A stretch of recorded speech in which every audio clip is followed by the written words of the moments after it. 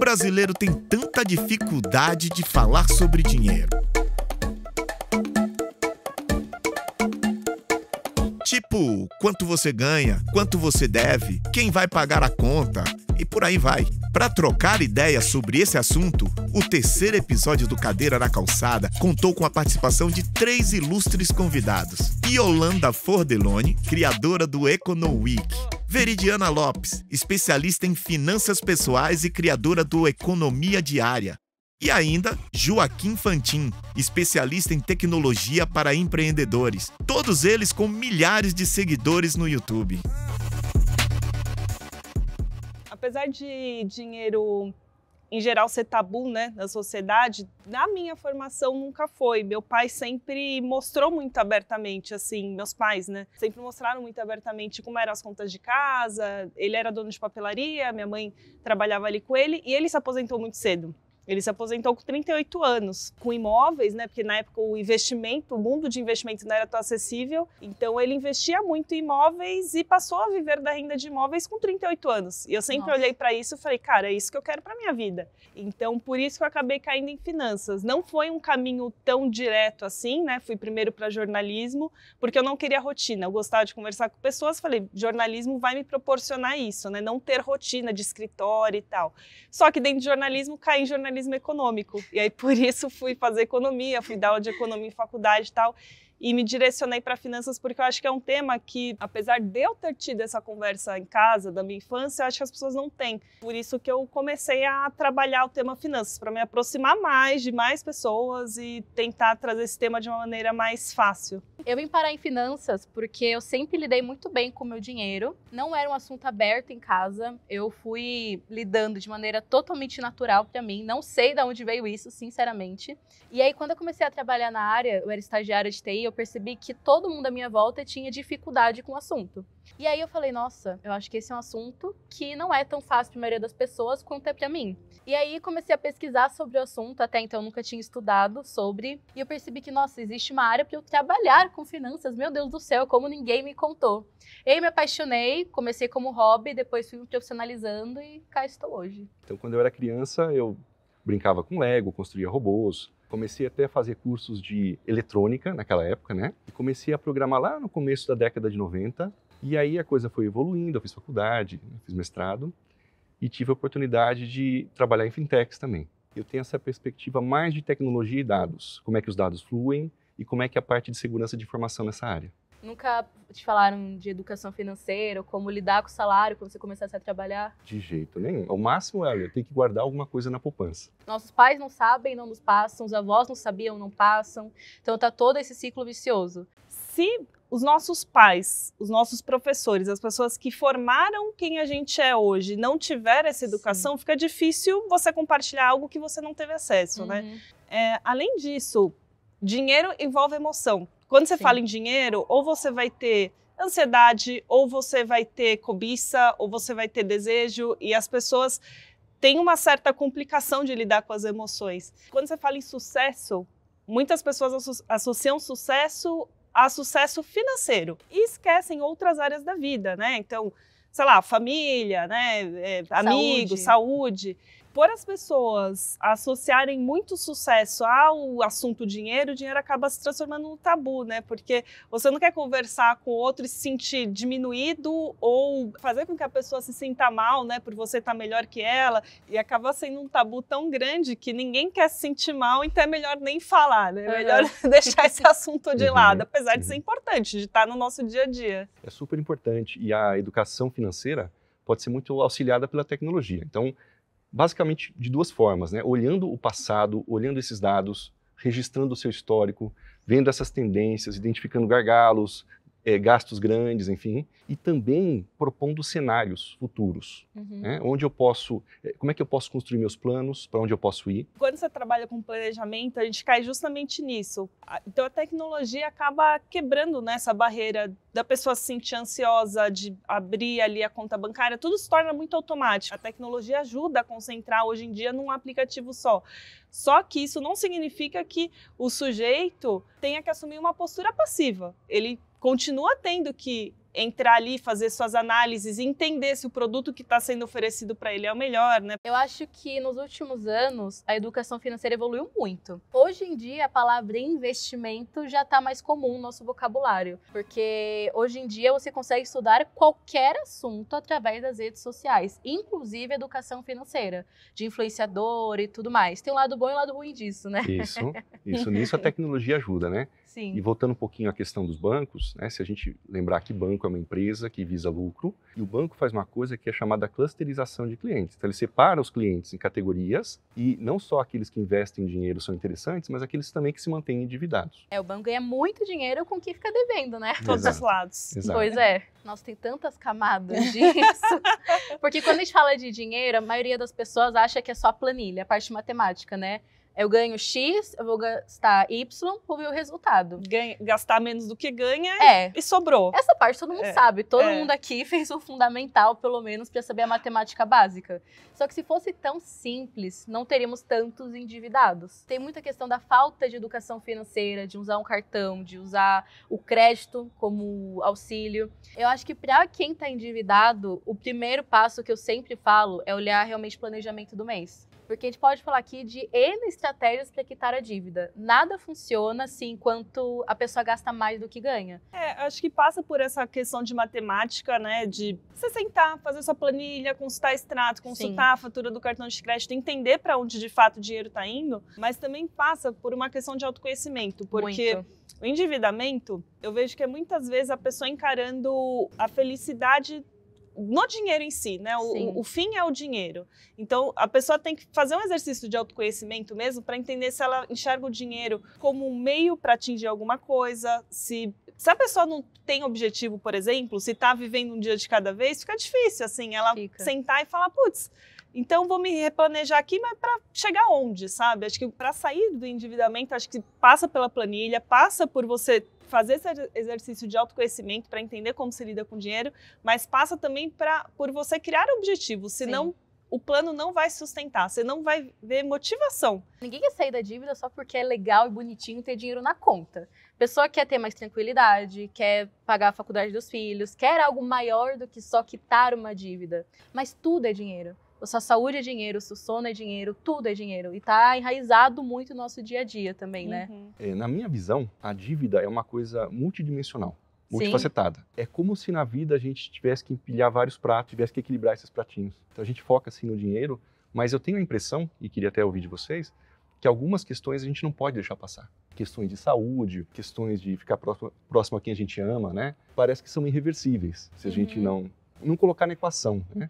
Eu tenho a impressão que se a gente não cuida da nossa saúde, por exemplo, não se alimentando corretamente, não fazendo atividade física, a gente gera uma dívida em algum momento na vida, eu vou ganhar dinheiro porque quando tiver 70 anos vou cuidar. Eu acho que o primeiro ponto é que se chega numa situação extrema, né, de você ter algum problema de saúde, e o dinheiro vai fazer parte da equação para você resolver o problema, você não chega a gerar dívida se você se planejou para isso, né? Se você tem um plano de saúde, se você tem uma reserva guardada, etc. Mas se você chegou nessa situação, sim, você vai ter que gerar dívida para resolver o problema. Não acho que nada é reversível na vida.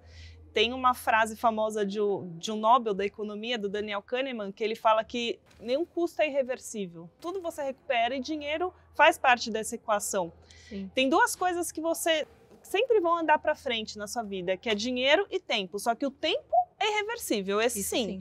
Então, se você não investe na sua saúde, de você chegar nos 70 anos com uma saúde debilitada, porque você não se alimentou bem, porque você não fez caminhada, não fez exercício, etc., não se consultou com médicos ao longo da sua vida, isso é irreversível. Agora o dinheiro você recupera, mas exige uma grande força de vontade que muitas vezes você só consegue equilibrando outras áreas da sua vida. Quando você não faz exercício, por exemplo, você não cria dopamina, e a dopamina está muito associada não à felicidade, mas à motivação, né? Você não se sente motivado a cuidar da sua saúde financeira, a melhorar no trabalho e tal, se você não está equilibrado outras áreas da sua vida, incluindo essa parte aí da saúde. Alguém tem alguma emergência de saúde, precisa se endividar para lidar com aquilo. Sim, óbvio, a gente não vai brincar com a saúde. Mesmo assim, mesmo sendo uma situação extrema, qual crédito a pessoa pega? Ela pega o cheque especial, cartão de crédito, um consignado, empréstimo pessoal. Porque às vezes a pessoa tá desesperada, pega o cheque especial, que é literalmente um dos juros mais caros do mundo. É absurdo o quanto a pessoa paga. Por falta de conhecimento e olhar e analisar aquilo, pega o mais caro e só piora o problema ao invés de ser uma solução. Por exemplo, se você é uma pessoa gastadora, Sim. e você chega numa situação crítica, como você mencionou, né, de ter um problema de saúde, aí você vai precisar tirar dinheiro de algum lugar, vai recorrer ao crédito. Talvez seja o momento de você reavaliar, porque muita gente que é gastadora encara confortos como gastos fixos. Será que não dá mesmo para você voltar na sua planilha e cortar aqui, acolá, vender um carro que é mais caro, andar com o mais popular, para suprir esse problema momentâneo ali de saúde? Muitas vezes as pessoas encaram a saúde financeira olhando só pelo lado de renda, mas a saúde financeira é um tripé, né? Tem a parte da renda, tem a parte de você gastar menos e tem a parte de você investir melhor. Se você não investiu, beleza, você não vai ter dinheiro até ali, mas dali para frente você pode resolver. A parte de gasto você pode reavaliar. E a parte de renda, eu sempre sou favorável a pessoa criar renda extra, ter segundo emprego. Vai ser difícil? Vai ser, mas assim, se é uma emergência, precisa, né? Quando acontece algo extremo, a pessoa começa a falar, eu não deveria ter negligenciado tanto o meu dinheiro. Eu poderia ter esperado por já ter feito aquela compra, porque agora isso me faz falta. Isso aconteceu na pandemia. Pandemia começou, tudo fechou. Um mês depois, quantas empresas não quebraram? Por quê? O dono de padaria, por exemplo, misturava o dinheiro pessoal com o da empresa, não tinha dinheiro para ficar algumas semanas fechado, e aí foi aquele caos. Às vezes, infelizmente, precisa de algo extremo para a pessoa entender que poderia ter feito diferente no passado. Você aprende a lidar com o dinheiro na dor, não no amor, né? Você fala, eu deveria ter feito pelo menos uma reserva, ganhei tanto minha vida inteira. Então, quando a pessoa está endividada, e a gente sabe que lidar com dinheiro já é uma questão emocional, ainda mais numa situação dessa, o ideal é procurar alguém em quem ele confie e que entenda bastante do assunto para orientar. Mas se ele tiver vergonha, tem soluções tecnológicas, aplicativos, que poderiam ajudá-lo nessa orientação inicial de conceitos, na organização básica. Particularmente, gosto muito de pensar em longo prazo. Então, todas as ações que eu procuro ter para organizar minha vida são focadas em longo prazo. Porque eu acredito que se você não faz certas coisas, até relativamente baratas, você gera algumas dívidas que ficam grandes lá na frente. Por exemplo, eu quero um resultado rápido para emagrecer. Tem gente que vai fazer uma cirurgia, que é a maneira mais cara e radical de você resolver isso. Mas tem outras maneiras muito mais saudáveis em que você vai construindo uma saúde muito mais sólida. Então, eu acredito muito nessa visão de longo prazo. Tem uma área em finanças que chama psicologia econômica, que é o dinheiro e a emoção, né? Então, fala muito sobre como nós, como seres humanos, lidamos com recursos finitos. Tempo, saúde e dinheiro são os principais. Como nós como seres humanos, somos imediatistas, principalmente na era do digital, onde tudo é no segundo, isso pode trazer consequências muito ruins. Falando de aposentadoria, por exemplo. Quantas pessoas que vocês conhecem investem para aposentadoria sem depender de INSS, por exemplo?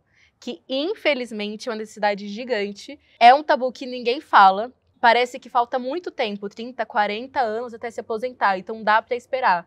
Sendo que, na verdade, o fato de você ter muito tempo tem os juros compostos, né? Então, você consegue começar agora investindo pouco e ter bastante dinheiro no futuro. Só que as pessoas não conseguem enxergar o longo prazo e falam, posso esperar um pouquinho, né? Agora eu vou para esse show, agora eu quero comprar essa blusinha. Só que depois, quando vê o quanto perdeu de tempo, e tempo é dinheiro, tem essa frase, e é verdade no mundo dos investimentos, fala, nossa, agora eu tenho que me esforçar muito mais. Sim. Geralmente, sua aposentadoria é formada por 3 pilares, né? O quanto você guardou ao longo da sua vida, e isso a gente peca bastante, a Previdência Pública, o INSS, e a Previdência Pensionista. Então, se você trabalha em alguma empresa que tem um fundo de pensão, então acho que a tecnologia vem nesse sentido, de ajudar a automatizar alguns processos. Por exemplo, se você gasta R$49 numa pizza toda semana, e aí vem um aplicativo e arredonda esse gasto para R$50 e guarda esse R$1 no investimento ali automático. Em um ano, são R$52 que você poupou sem nem perceber, sabe? E isso ao longo de décadas, a gente está falando de muito dinheiro. Eu acho que a gente tem falado muito sobre o aspecto positivo da tecnologia, como ferramenta legal, que a gente pode usar, mas eu queria falar um pouquinho sobre a parte ruim. O que acontece é que a gente vive numa sociedade de aparências, né? E nós temos as redes sociais, e nós temos algoritmos lá por trás dessas redes sociais que acabam conduzindo as pessoas, gerando muito ruído, fazendo com que a pessoa fique na timeline muito tempo, ou seja, desperdício de tempo de vida, chamando atenção para muitas imagens, criando bolhas, distanciando as pessoas e levando as pessoas a comprarem e a gastarem coisas que não deveriam. Então eu acho que a gente deve frisar que a tecnologia tem esse outro lado também, ou seja, é uma ferramenta. E a gente tem que ter a sabedoria de usar no momento certo, né? Aí que entra a parte da educação financeira, né? Porque é como tudo na vida. O cartão de crédito é uma ótima ferramenta. Se você souber usar, por exemplo. Mesma coisa a tecnologia. E a pessoa só tem esse senso crítico se ela tem o conhecimento, que é o que falta para a maioria dos brasileiros. Então apareceu essa propaganda aqui de capitalização falando que, nossa, eu posso ficar milionário. Tá, mas o que é isso, por exemplo? Ou o gerente de banco me ligou para falar de algum produto novo. Será que é benéfico para você? Eu acho que o que falta mesmo, tanto para conseguir usar a tecnologia de uma maneira mais positiva, é o conhecimento, é a educação financeira. Eu acho que a gente puder deixar um conselho para qualquer pessoa que vai assistir isso, eu falaria o seguinte: desconfie de tudo que o seu gerente de banco te fala.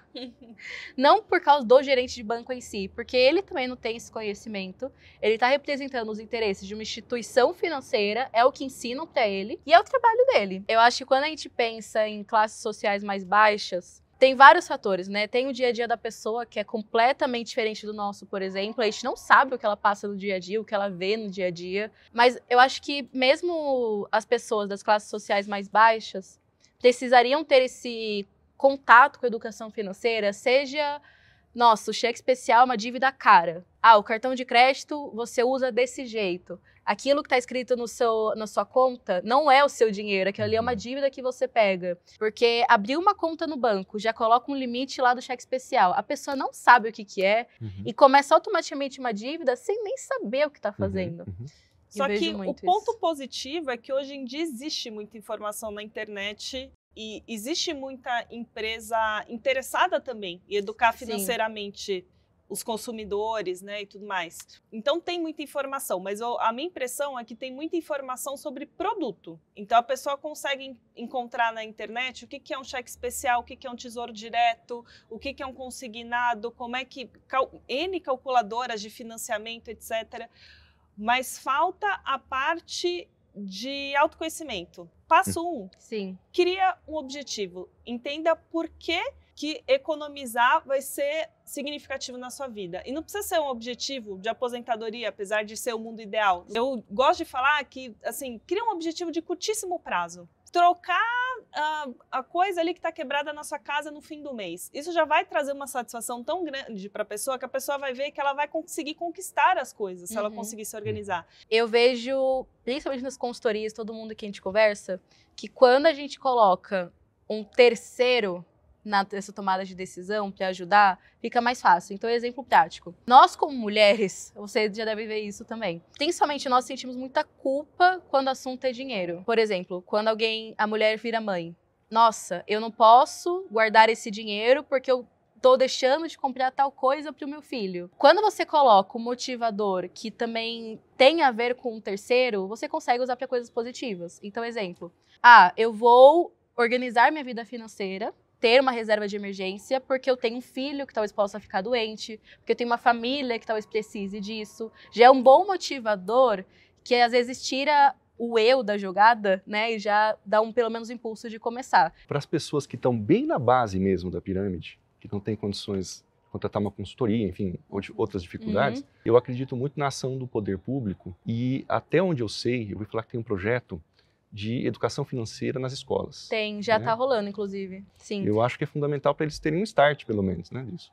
Começou, mas assim, tá bem engatinhando ainda. Porque o que acontece é que os professores também não têm educação financeira. Então, o trabalho que está acontecendo é que esses professores precisam ter, não necessariamente ser um especialista em educação financeira, porque não acho que cabe, mas precisa educar primeiro esse professor para que ele consiga repassar. Eu acho que hoje em dia tem muito projeto educacional onde a pessoa consegue se informar. O PROCON, se a pessoa está endividada, tem um programa dos super endividados para a pessoa ter um auxílio ali para sair das dívidas. A CVM E a B3, né, que é a Bolsa Brasileira, tem projetos educacionais online, onde a pessoa tem cursos de investimento, mas também tem cursos de finanças pessoais para aprender.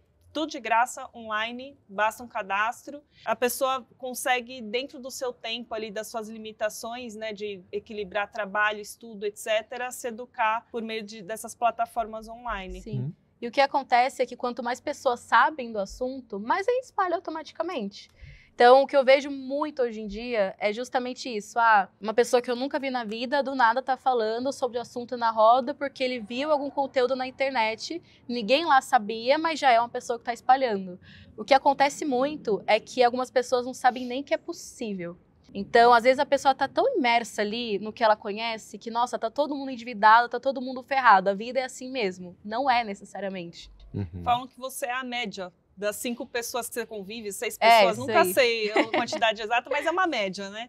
Só que se você só convive com pessoas endividadas, é natural que você ache, não que você vá se endividar, mas você passa a achar dívida o natural. Só que a partir do momento que você tem acesso a milhares de educadores financeiros que estão aí na internet falando sobre isso, sites de finanças que falam sobre o tema e tal, automaticamente, sem nem perceber, você vai se educando. Eu acho que é um movimento que tem se intensificado. O Brasil hoje em dia já é o país com a maior quantidade de educadores financeiros, criadores de conteúdo de finanças. 73% das pessoas tomam decisões financeiras com base em pesquisas de YouTube. Sim. E eu sou uma eterna otimista, então acredito que vai melhorar a vida de muita gente. Sim. É impossível falar de educação financeira no Brasil sem olhar para a mulher. É impossível. Justamente porque é a pessoa que mais fica em casa, que educa os filhos, que lida com o financeiro da família e tudo mais. Se a gente não entende a realidade dessa mulher, o acesso à informação que ela tem, ou não tem o apoio para ela, que ela consiga estruturar a família,